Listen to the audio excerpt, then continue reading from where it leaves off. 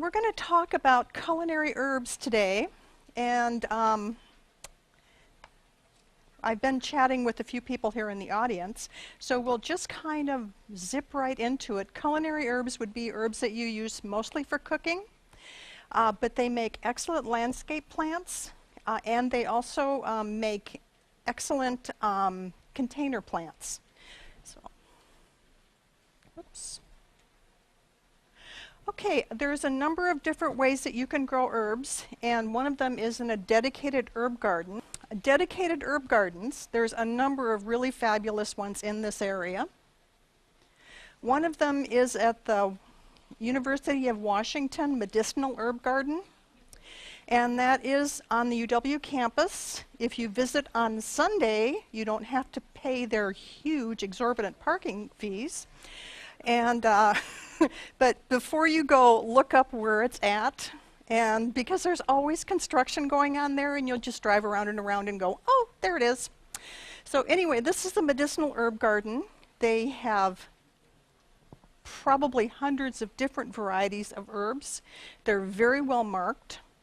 If you bring children with you, don't let them taste, because some of these medicinal herbs are could be toxic for small children. But they are this is a fabulous garden to visit, and it's a great resource in this area. Another shot of that, and it's just peppered with signs. It has the botanical name and the common name of each plant. This is Bastyr College in Juanita, and they teach alternative medicine there, and their garden is organic, and they use the food that they grow in that garden for their cafeteria. And the raised beds grow a variety of medicinal herbs, and you can go in, park in their parking lot, and go on a little self-guided tour. This was a number of years ago, and then I visited this last summer and went, wow, when did they build all those? But they still have the same raised beds. There's usually, especially on the nice days, there's somebody out there, so if you have questions, there's somebody there that can just tell you about the herbs that they are growing. A lot of really nice new beds, and as you can see, there's a lot of students and gardeners there. This is the Bellevue Urban Demonstration Garden that the Master Gardeners have in Bellevue. It's on 16th Street between 156th and 148th. If you go on 156th, the State Patrol office is there, and the speed limit goes from 25 to 35, and there's always somebody there. So just watch the speed in that area. And this is their herb garden, and this one was put in, probably 10 or 15 years ago, and the cottonwoods around it have grown up, and so it's shaded, so they've had to move some of their herbs to sunnier areas. And this is a couple of years ago, and as you can see, there's lots of mint and a lot of sweet Cicely. Those are herbs that tolerate more shade than the run-of-the-mill culinary herbs do. This is their new herb bed here, and everything is marked with descriptions of the different varieties that they use and that are available for, you can probably go in and maybe ask for a little taste every once in a while. And they have a fall harvest festival usually in September, and they also have classes every Saturday from I think 10:30 to noon. They'll be starting up again in February. So every Saturday you can look on their website and find out what different classes they have. But as you can see, these are raised beds, and this is in full sun. This is a demonstration garden in Pierce County, and this is their herb bed, also a raised bed in full sun. This is Neely Soames' house in Kent. The Master Gardeners do the gardening there, and this is the herb garden very early in the spring. This is a little bit later in the spring. And it really does fill in, and it's just really quite lovely. Neelysomes is one of the pioneer families, and everything in the garden is geared all the plants there are plants that could have been grown when the house was built, 1910, 1920. So it is a heritage garden. This is the front of the garden. I just thought I would show you this because they have a 100-year-old wisteria vine there, and it grows all the way around the front porch. And it is really and truly stunning in the early spring, around Mother's Day, maybe a little bit later. So if you get a chance to get down there and see it, it is really quite gorgeous. Okay, if you're going to be growing culinary herbs, most of us have gardens with stuff in them. And it's really kind of a nice idea to put the culinary herbs in with the rest of your plants. And I'm going to show you some uses of culinary herbs as part of a mixed landscape. This is a pea patch in Bellevue, and I just happened to walk by and went, wow, that is just absolutely gorgeous. She's got chives, and she's got sage, and she's got a few other herbs there, and got some iris and some poppies and all that sort of stuff, and it's just a lovely bed. So you can certainly integrate your herbs in with a very casual kind of kitchen garden type thing. This is lavender growing at the Bellevue Botanic Garden. This isn't there anymore. They have completely redone many areas of the Bellevue Botanic Garden, and they have like a new visitor center there. So anyway, this isn't there anymore, but they did combine lavender with ornamental grasses. And I thought that was just really a lovely area, and it looked just terrific. And it would be one that would be not needing a whole lot of care, not a whole lot of watering during the summer. And it just really, really gorgeous. So, this is the Waterwise Garden at the Bellevue Botanic Garden. And this has a variety of different herbs in here. Lavender, sage, lady's mantle, chives. I think they have some oregano in there too. So they have a lot of herbs mixed in with their Waterwise garden. Okay, this is the Center for Urban Horticulture, and it's at the University of Washington. Just look up Center for Urban Horticulture. They have a SOEST garden, they have a courtyard garden, they have the Seattle Garden Club Fragrance Garden. So they have a lot of different gardens in there. It also is the home of the Elizabeth C. Miller Library, which is the largest horticultural botanic gardening library west of the Mississippi and north of San Francisco. It is also a lending library. They do loan some of their books out. And it's a fabulous resource for our area. This is one of their gardens, and this is when the lavender was in full bloom. And so they have combined it with a lot of different ornamentals, and it looks fabulous. So if you kind of want to add culinary herbs to your landscape, you can certainly do that in a way that is extremely attractive. This is Bradner Gardens Park. It's like a little pocket park. It has a little picnic area, it has a playground, it has a demonstration garden, it has a pea patch, and it has I did say playground. On the other side of this is a basketball court. And so this area is herbs, and that, of course, a basketball is going to get away from the players from time to time, and the stuff is going to get trampled, and it just perks right back up, and it just doesn't really care. So it's also rocks on this side, concrete, and then blacktop. So it kind of bakes there all summer long. So they really are tough plants, and they still look really pretty darn good. This is a different view of that same area. They have a tractor sunk into the concrete, and the kids can play on that. So yeah, this area gets a lot of traffic, a lot of activity, and the plants just do fine. This is woolly thyme used as a ground cover. So that is one solution to some gardening dilemmas of what you're going to put in an area. Woolly thyme is kind of fuzzy.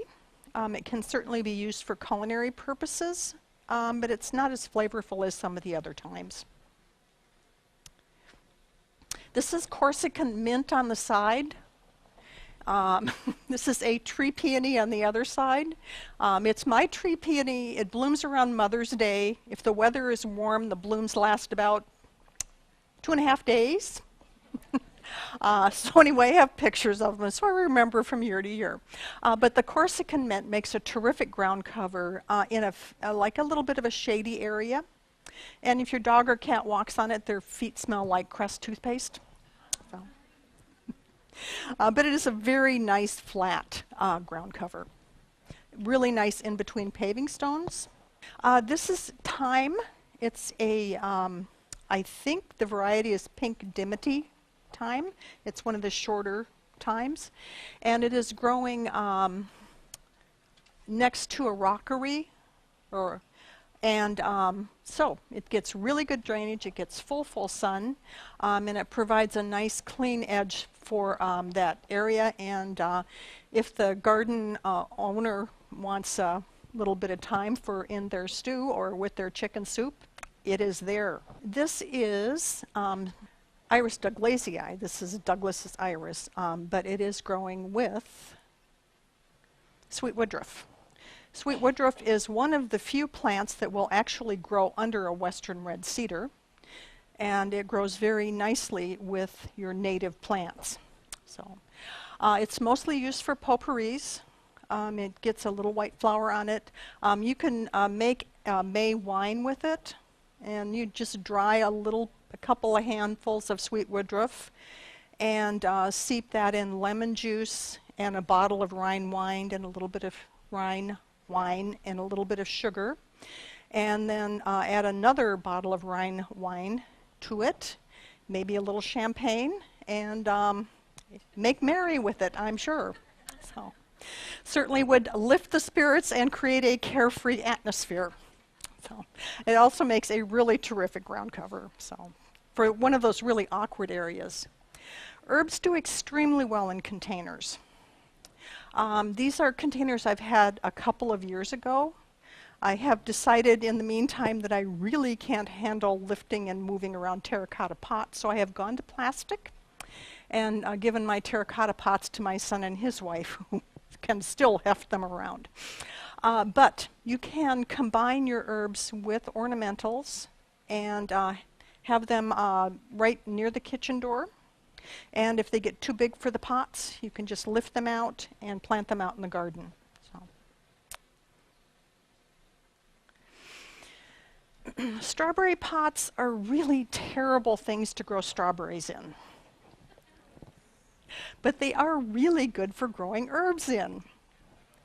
And the reason they're good for growing herbs in is they dry out really quick, and they're nice and warm, and you can like move them into a nice sunny spot. You can take the little tiny pots of herbs and kind of slip those in as you're filling up your strawberry pot. And you can grow, a half a dozen different kinds of herbs in a strawberry pot. So if you have one laying around that was unsuccessful for strawberries, this is how you're going to use it. Another reason that you would want to put herbs in containers is they escape. And just confine your mint. The mint family has hollow square stems, so any plant with a hollow square stem is suspect until you make sure that it isn't going to escape and take over your whole garden bed. So these are different kinds of mint growing in tiles, and it looks really nice, and it keeps them from running all over the ground. They will sometimes grow up and bend over a little bit, and if they touch the soil, there's advantageous leaf nodes, advantageous roots that grow out of leaf nodes, and they will root in the soil and then take off from there. So kind of police the area a little bit to make sure that they don't escape on you. So. This is chocolate mint. It does smell a little bit like chocolate. It has a nice kind of reddish stem and a kind of dark green leaf.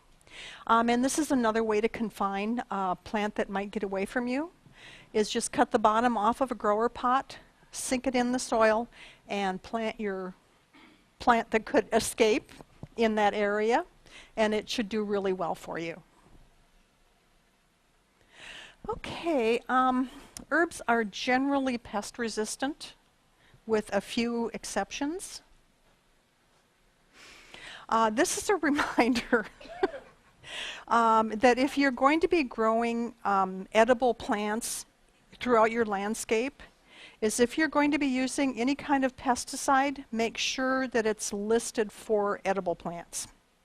So you don't want to be using a pesticide for an ornamental plant on an edible plant. So you can go the other way, but not using pesticides that are not listed for ornamental plants. Boy, I got a double negative in there. Okay, thanks. That is the late, great Harvey Darvey. So, and he was quite the mouser, and he got the moles and voles and rodents. So he would leave me presents. Okay, they are generally pest resistant with deer, except basil. Deer love basil, so you will have to keep that up and away from them.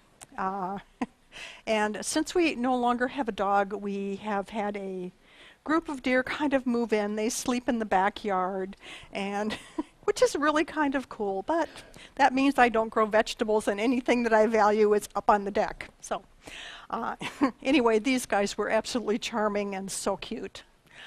Okay, slugs. Yes. Slugs are hermaphrodites, and so you only need 2 slugs. You don't need a boy slug and a girl slug. Just 2 random slugs are fine. And they mate in like August and September, and they start laying eggs towards the end of September into October, and those eggs will keep growing throughout the winter at temperatures between like 35 and 45 degrees. So if you find these, and they're about the size of seed pearls or bait, fish egg bait.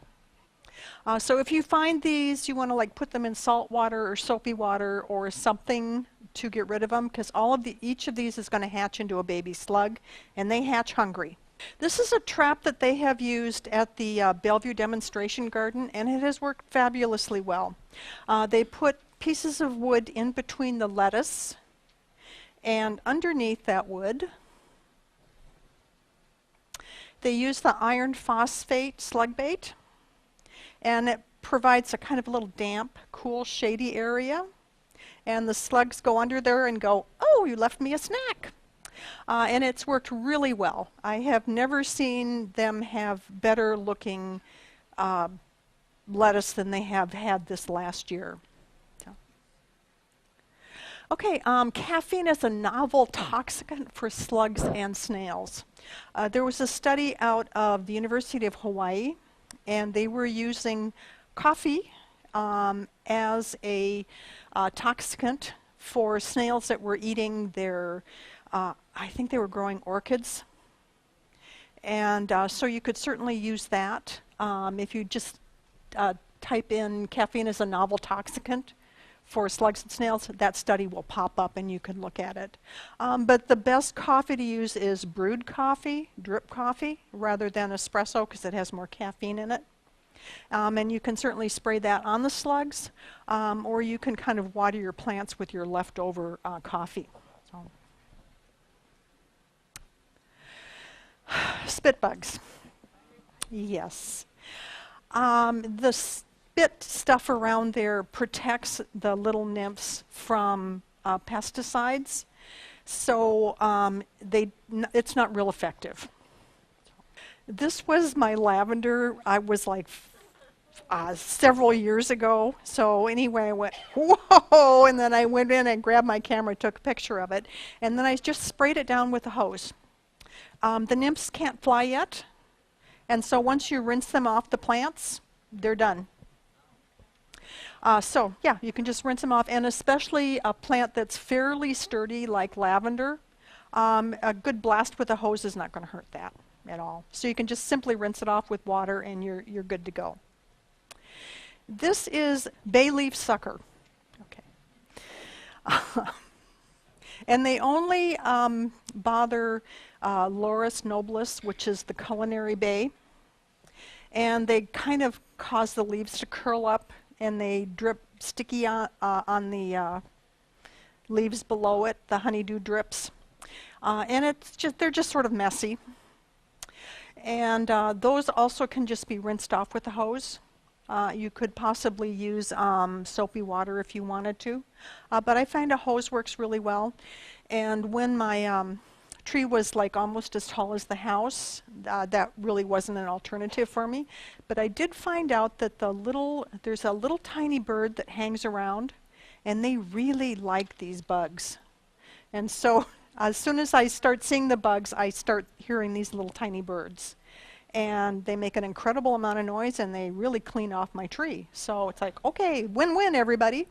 But you will have some kind of twisted leaves, and it's not that bad. So you can certainly prune those right off. This is my former bay tree, and that's a 2-story house, and it did get that high.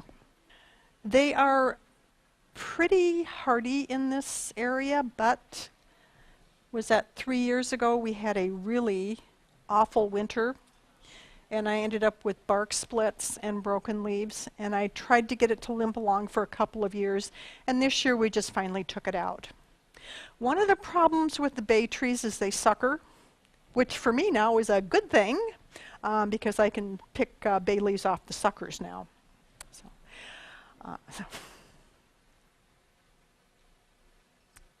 And they get a little tiny kind of creamy yellow flowers on them, and you'll find little tiny kind of cherry type things, and sometimes they'll germinate and sometimes not.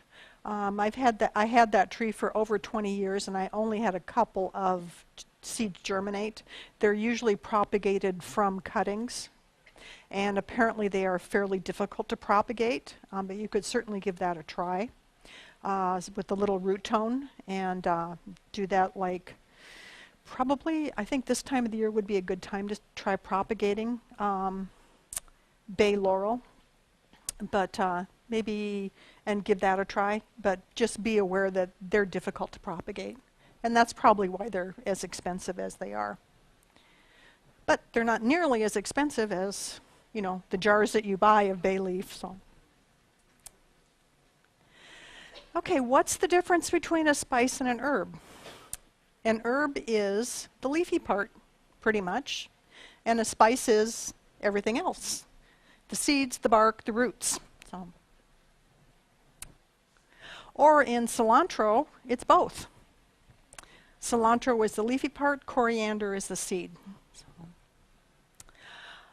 It's a true annual. I was talking to somebody else here, and coriander or cilantro is a very fast cycling annual, and it is a true annual. Annuals are plants that complete their growth from seed to seed within one growing season, and cilantro will probably do that within 6 weeks to 2 months.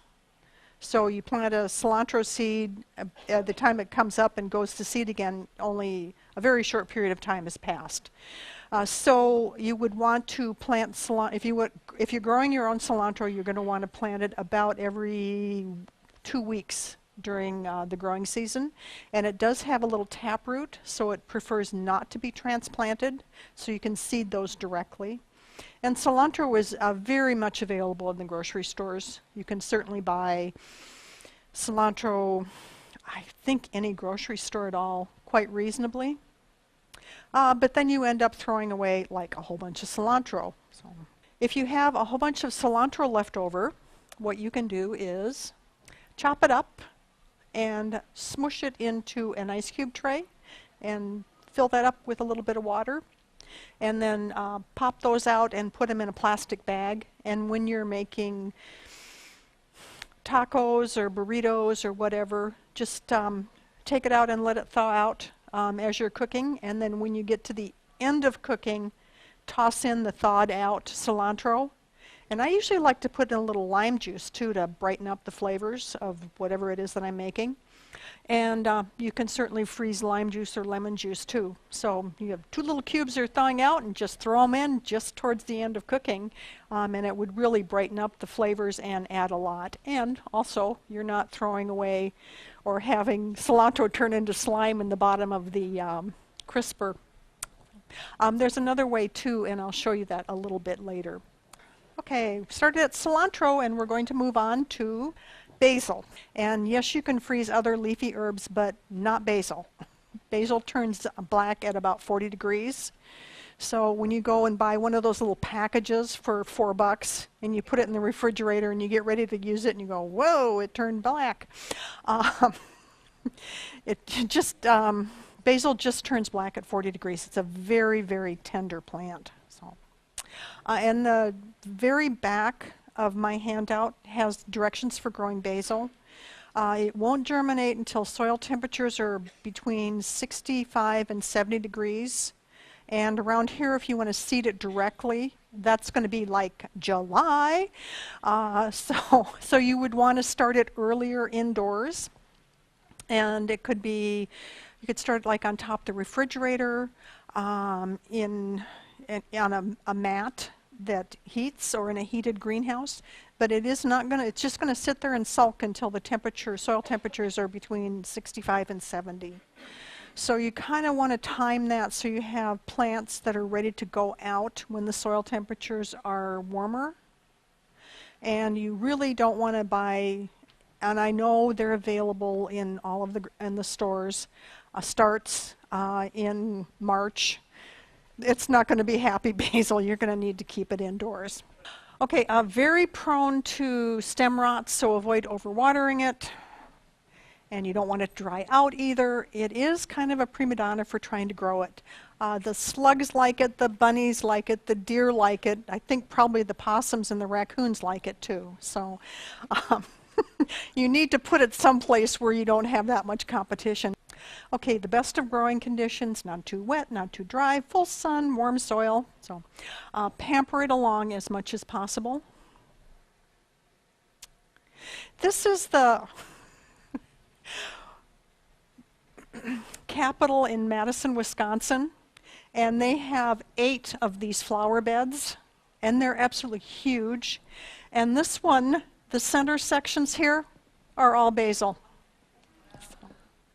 So they, and each of the gardeners gets one of these huge beds, and there's sort of a competition as to who can have the best annual bed there. But this one had basil, and yeah, it was just really pretty extraordinary. I went, wow. Okay, there are dozens of different varieties of basil. And if you want to grow a lot of different varieties of basil, you're probably going to have to grow it from seed. So Territorial Seed has a good selection of seeds, and they're out of Oregon, and I think they're out of Portland, Oregon. And they, They're in Eugene. Are they in Eugene? Thank you. But anyway, they're out of Eugene, and they grow seeds and have seeds for the wet side of the mountains. So their varieties of vegetables and herbs grow well for us here, rather than the big national brands that have seeds that grow really well in the Midwest. So, the leaves turn black at 40 degrees, but if you get really fresh basil at the farmer's market, or if your son grows basil and he cuts some off for you, you can keep it fresh in a glass of water like a bouquet, and just remove the leaves on the way up. Use those leaves first. And just trim it off a little bit, change the water every couple days, and eventually it will root. And you can plant those out if you want to. But it keeps very well. It can keep, up to 2 weeks or so in a just in a glass jar on your windowsill, and works really well. If you buy just, some basil at the farmer's market, or you get it from somebody that's growing it. It needs to be cut very fresh. The stuff that's been laying around the grocery store for however long it's been laying around is probably dead, and it certainly isn't going to root or suck up any water. Dill. Dill is one of the few plants or herbs that will grow in a kind of a moist area in sort of semi-shade. It also has a taproot like cilantro, so it wants to be direct seeded. It does not want to be started in a container and then planted on. And you can use just the seed heads. You can use just the ferny leaves. They're terrific in cucumber salad, dill with sour cream or a mayonnaise sauce for salmon is really terrific. And you can use just about any part of the dill plant. Parsley. It's a biennial. So what that means is in the first year it grows a little rosette, lots of leaves. The second year it sends up this kind of weird seed stalk, and that flowers. So it's going seed to seed, 2 growing seasons. So that's what a biennial is. And if you let it go to seed for 2 years in a row, you will always have plenty of parsley. So, parsley pretty much stays evergreen unless we have a really, really cold winter. So you can certainly leave that out in your container or in the ground. It's always nice to have a little bit of parsley. And if you have like dried herbs, and you chop your parsley, sprinkle your dried herbs in there and kind of run the knife through there again, and that will kind of liven up the flavor of the dried herbs. So it's nice to have some parsley. You can keep that nicely in a glass of water, and you can put that in the refrigerator. Keep that a little bit longer. How can a man grow old who has sage in his garden? There are a lot of different kinds of sage. The bicolor with the golden and green, the solid green, the tricolor green and red and white, and then there's a purple sage, can be used interchangeably. They tend to kind of get a little bit rangy and kind of woody, and when they get ugly, just take them out and put a new one in. So, okay, next. Okay, this is Berggarten. It's a newer variety of sage, and it has a really big leaf on it, slightly milder flavor. If you're going to be using fresh sage, it has kind of a citrusy, fresh flavor. It is not anything at all like dried sage.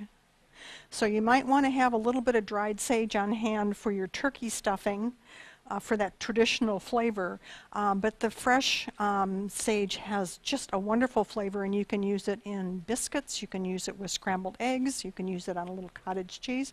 But certainly experiment with it, because it has a really nice flavor that I think you'll enjoy if you give it a chance. So, next. This is Berggarten in a container with parsley and a geranium. So it really is a very pretty plant. Okay. Oh, rosemary. Okay, there's also a lot of different kinds of rosemary. Upright rosemary most of those varieties can get to be like 6 feet tall, and they're very woody. They want full sun, not very much water. The most fabulous rosemary I've seen was growing in a parking lot between the asphalt and a drop-off with a cement retaining wall. And I don't think anybody ever watered this, and it was just fabulous. It was tall and flowering and gorgeous. So it'll take a lot of neglect. I like the trailing rosemary, because the needles on it are a little bit softer, they're a little bit easier to chop.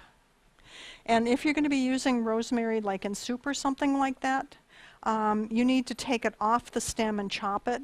Otherwise, if you throw the stem in, the little needles fall off and you end up picking them out of your soup, and ask me how I found that one out. So anyway, I do like the trailing rosemary a little bit better, but it is not as hardy. Oh, this is trailing rosemary growing over a rockery, and it's Weigelia above it. Trailing rosemary, and then Kinnick, Arctostaphylos ursa uva. So some of them just kind of fall off your tongue, and other ones you go, oh. Thyme, lots of different kinds of thyme. There's a thyme that has a lemon flavor to it, a lime flavor, a cinnamon flavor to it, French thyme, all different kinds of thyme. So I think you can get a good idea of what it's going to taste like by getting the scent of it. And you can certainly dry thyme. And when you go to use it fresh, just pull the little tiny leaves right off the stem and then drop them in whatever you're going to use them in. So this is a bed with probably a half a dozen different kinds of thyme in it. And it also has some saxifrage in there, which is those kind of fleshy looking star-shaped plants. Okay. And next. Winter savory, it's actually used to flavor bologna and salami. It has kind of a different flavor. It's good in chicken soup. It is not that common. It's like the bean, and they also use it as the bean herb. It's supposed to prevent flatulence after you have like bean soup or something like that. So it is an interesting herb and something that you might want to try. It does make, it can be used like for a knot garden, because it's a very low growing shrubby plant. So if you want something like a little edging around a garden bed, that would be one of the plants you would want to use. So next, marjoram. It's a type of oregano. It comes in golden, and it also comes in a two-colored, white and green, and then solid green marjoram. It's a very mild flavor. One of the first cookbooks I had said, when in doubt, use marjoram. So it's a good one to have around. It's attractive. So next. Oregano, it's another one that will escape on you. There's Greek and Turkish oregano. It's a member of the mint family. What did I tell you about mint? Keep it contained. Square hollow stem. Keep that contained. Poor soil, drought, harsh sun, high temperatures, and freezing cold. It will deal with all of those. So, yeah, and it really is a nice looking plant. You have to keep it pruned back. So, okay, sweet Cicely. It has an anise or licorice flavor, and I think a lot of herbs have that kind of anise or licorice flavor. Tarragon does, basil does. So that would be one that you could use instead of those. Okay, and it also is one of the few that grows in shade. So this is at Neely Soames' house. They have this huge grape arbor, and the sweet Cicely is growing underneath it. So, lemon balm. Anybody grown lemon balm? You didn't let it go to seed, did you? And you did once, okay. He said he let it go to seed once. So did I. This is when you would have little lemon balm seeds all over the place. So as soon as it shows sign of flowering, cut that guy off and throw it in the compost. You'll have really good smelling compost, and you won't have little tiny lemon balm plants all over the place. The next one is lemon verbena. I don't know if you remember from Gone with the Wind, but verbena was Scarlett O'Hara's mother's favorite scent. It is probably the best of all the lemon-scented herbs, and this is the only one on here besides basil that is not hardy in this area. that I talk about. It's hardy to zone 9. We are zone 8. So we get down into the 20s or 30s. We're down into about 20 degrees on a typical winter. So it is deciduous, and the leaves on them are a little bit leathery, so you'd want to chop them up really fine or dry them and then crumble them. So this is one, if you can find it, is really great. Catmint, it's used for teas, and this is like 6 Hills catmint, and it's the most ornamental of the catmints. Now there is catnip, which is the next one. Okay, this is the catmint in that same area where they, at the Bellevue Botanic Garden, in that same area with the ornamental grasses, and that also looks really great there. So this is catnip, and it has the pale pink flowers on it rather than the blue flowers, and this is the good stuff. And you can tell it by Nepeta Cattaria is the name of it. So Cattaria is the one you want for your feline friends, except keep it covered until it grows up, because I bought the Harvey Darvey his own catnip plant, and he ate the whole thing in one day.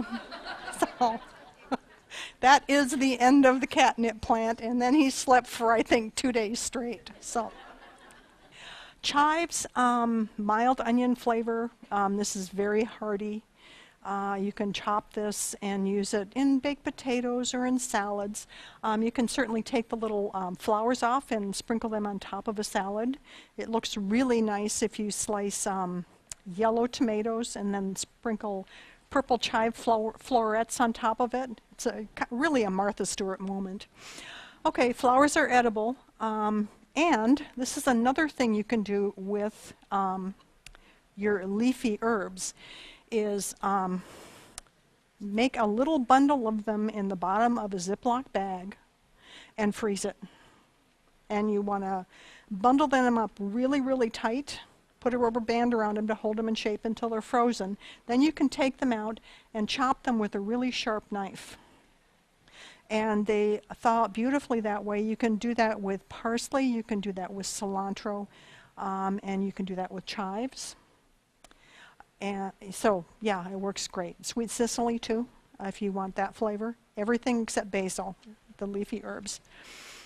This is garlic chives. It's not as purpley a pink flower. Usually they're white, but this one is light pink, and the leaves on the garlic chives are flat-ish, flatter, not the tubular leaves like on the regular onion chives. Okay, garlic. You can grow garlic in this area very well, and you would plant that this time of the year, the same time you're planting your bulbs. And there is a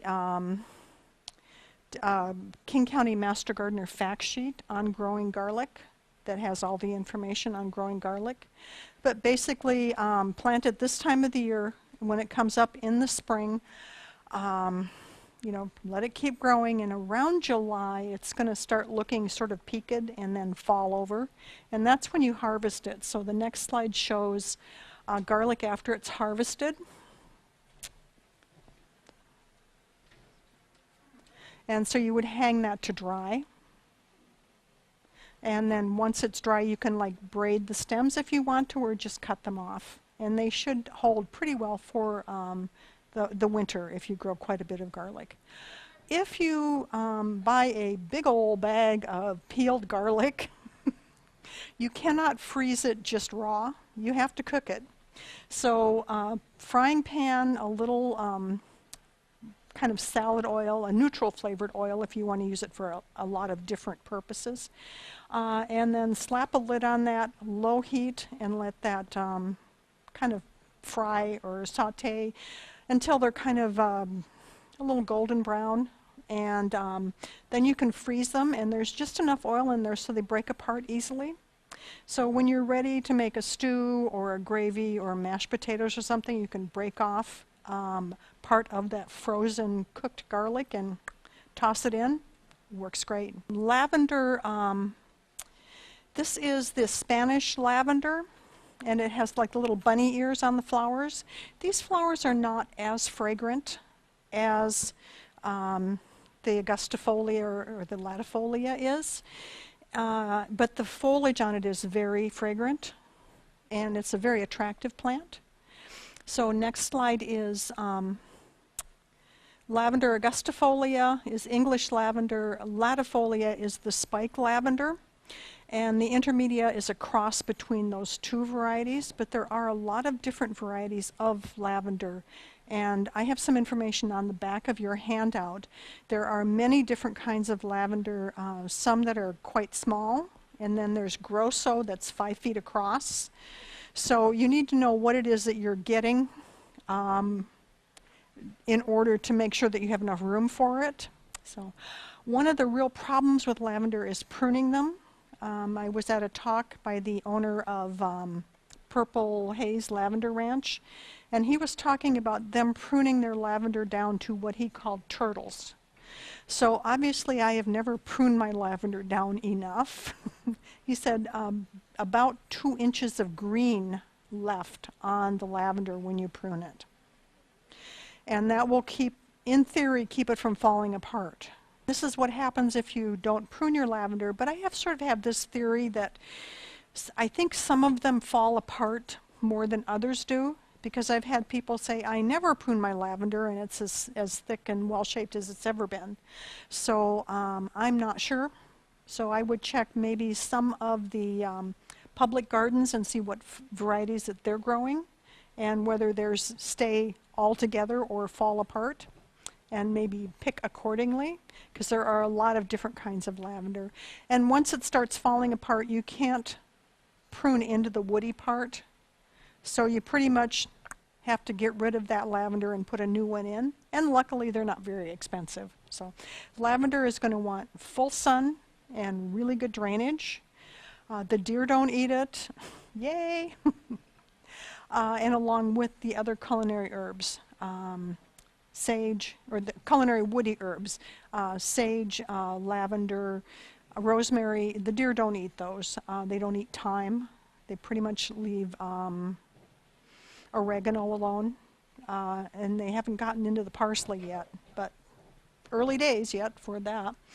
This is a properly pruned lavender that is just starting to grow in the spring. Okay, next.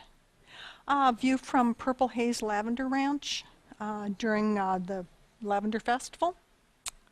And that's another shot of Purple Haze Lavender Ranch.